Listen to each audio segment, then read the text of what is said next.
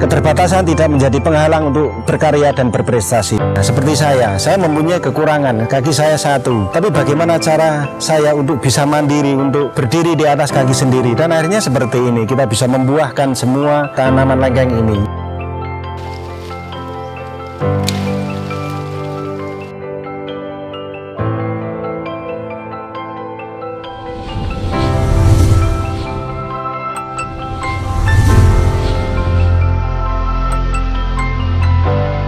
Perkenalkan, saya Mugianto. Kebetulan saya pengelola kebun buah Borobudur.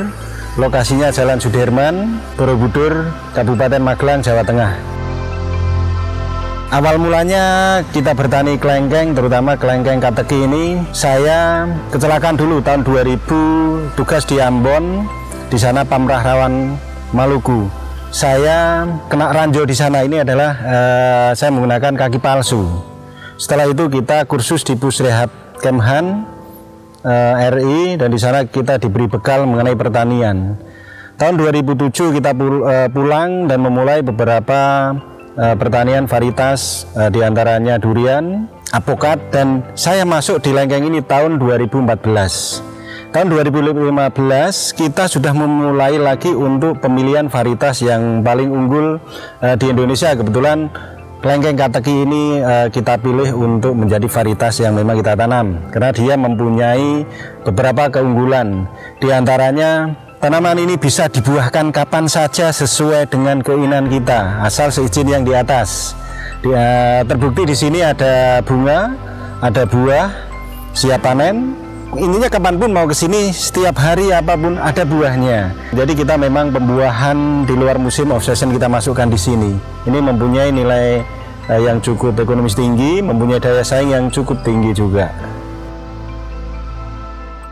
Kelengkeng kateki itu kelengkeng yang paling unggul di Indonesia mulai tahun 2016 sampai 2020. Saat ini paling unggul yang sudah terdaftar di Kementerian RI. Keunggulannya diantaranya buah ini bisa satu tandan bisa mencapai 4,5 bahkan 5 kilo pun bisa. Satu tandan seperti ini bisa mencapai, kalau ini di angka mungkin 3 kilo bisa. Dan buahnya manis, kemarin dicek sampai 22 brik, daging tebal. Terus dia bisa bertahan di suhu udara, suhu kamar kurang lebih 4-5 hari dia bisa layak dimakan tanpa ada pengawetnya. Dan yang paling enak lagi, ini termasuk tanaman yang bisa dibuahkan kapan saja sesuai dengan keinginan kita. Mau Januari panen bisa, mau Februari, mau Maret, April, dan lain-lain. Terbukti di sini setiap hari ada buah. Jadi sangat menguntungkan. Kita sampaikan lagi, faktor yang sangat mempengaruhi keberhasilan adalah yang pertama benih atau bibit. Itu jangan sampai keliru dalam memilih. Cari alur benih yang tepat. Yang kedua, agroklimat. Agroklimat nanti menentukan teknologi dalam perawatan. Penanaman ini tidak membutuhkan waktu yang lama. 2,5 tahun pembuahan, 3 tahun bisa panen. Seperti di sini, ini adalah tanaman umur 5 tahun. Sudah panen ada yang 2 kali, ada yang 3 kali. Pemupukan 1 tahun cukup 2 kali. Kalau seandainya belum pembuahan, menjelang kemarau kita melakukan pemupukan. Menjelang musim penghujan sama melakukan pemupukan cukup 2 kali. Tapi kalau ini kalau sudah berbuah, pasca panen harus ada pemupukan, recovery tanaman, recovery tanah. Kita harus kembalikan unsur-unsur hara yang ada yang terserat oleh tanaman itu, oleh buah. Kebetulan di sana ada jaring. Jadi tujuannya apa? Ini adalah untuk menghalau kelelawar. Jadi ini termasuk tanaman buah yang manis dan enak. Jadi ini adalah kita menangkal kelelawar, walaupun di atasnya itu masih tanpa ada jaringnya, tapi ya namanya kita harus berbagi dengan makhluk lain. Yang penting kita bisa hidup, bisa menghasilkan, bisa bermasyarakat juga. Kendala di lapangan pasti ada. Kebetulan di sini adalah kondisi kekurangan air di sini. Ini di saat musim kemarau kita sampai satu harinya 3 tangki masuk sini. Jadi kita perjuangannya sangat luar biasa. Kita mencari sumber air menggunakan seperti itu. Tapi dengan kekurangan itu, maka kita mencari bagaimana untuk mengatasinya. Kebetulan di sawah ini atau di kebun buah Borobudur kita menggunakan sistem irigasi pralon. Jadi setiap tanaman ada kerannya sendiri-sendiri, kita buat seperti itu. Jadi saya dengan kondisi seperti ini bisa mengelola tanaman 250 pohon di kebun ini. Saya sekali buka keran bisa menyirami 50 pohon. Jadi keran ini atau sistem ini akan membuat kita lebih mudah, efisien, waktu, tenaga, dan uang. Jadi kita sampaikan kalau mungkin akan bertani, akan berkebun, diusahakan tidak satu lubang untuk mendapatkan hasil. Di sini kita buat konsep sawah seperti ini. Kita buat konsep paling tidak agroedukasi, agroeduwisata. Dari hasil buahnya kita mendapatkan, dari edukasinya kita mendapatkan, dari kunjungan-kunjungan kita. Pokoknya yang penting di sini ada 3 pendapatan selain dari penjualan buah. Sangat luar biasa. Diibaratkan kalau saya menjual salah satu produk atau teh lah. Kalau jualan sekali jual habis tidak dapat uang. Tapi kalau saya di sini buah tidak ada, saya bisa mendapatkan hasil. Dari apa? Kunjungan wisata. Dari apa? Penjualan benih. Dari apa? Edukasinya kita masukkan. Hablum minallah dan hablum minanas kita masukkan di sini. Keterbatasan tidak menjadi penghalang untuk terus berkarya dan berprestasi.